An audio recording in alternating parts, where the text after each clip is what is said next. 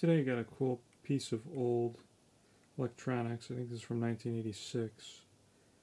I actually first saw it on uxwbill's channel. He had one that had a few issues. And I've always wanted a graphic equalizer, and this one's really interesting. It has these touch sensors on it. There's no sliders. I have it muted now because of the YouTube, you know, all the copyright stuff. But I'll show you an example in a little bit. Here's the equalizer settings, and you can have up to 4. Let's see as I change it. There's nothing on these other ones right now, but I'll show you how it goes. You can either slide it up and down, or just touch where you want it, or across the whole thing. You can make patterns and stuff. Now the weird thing about these is they're actually not like a touchscreen type thing. They're actually pressure sensors or something, because you can use anything to touch them. It doesn't have to be your finger. But I think it's pretty cool. And then you can, so a couple things you can do. You can reverse it. It'll automatically reverse. And then you can do your left and right channels independently.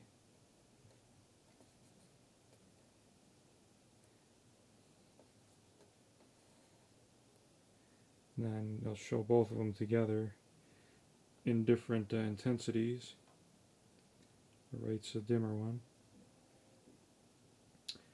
Then I have an old CD player too that I got at a garage sale for $3.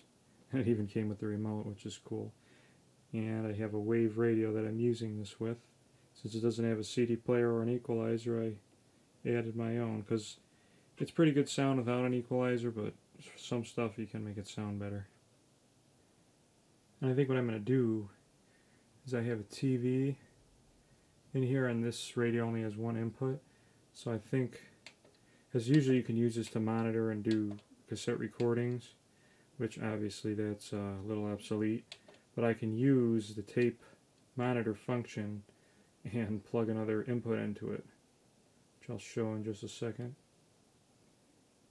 Yeah, it has a regular line in and out, and there's also one for a cassette deck, which I'm going to use the input for that, for another input probably like from a TV. And unfortunately it has a non-polarized unswitched outlet, which I can't really use unless I adapt it.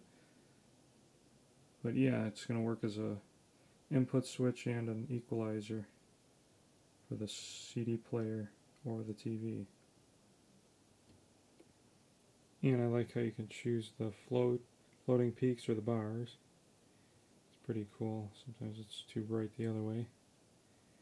And you can lock the equalizer thing. That doesn't do anything on here, but you can block it out so it doesn't screw up your settings. And that's about it. But it's pretty cool. Or you can actually turn the equalizer off and just have straight audio going through with unaltered. But no, overall I think it's pretty cool for what it is, with a touch pad on it. So I hope you liked it. I thought it was a pretty interesting thing. And if you like interesting stuff like this, check out uxwbill's channel. He's got all kinds of cool stuff over there. But I was missing all that time in England. It sent me aimlessly, unfettered by the help of transportation.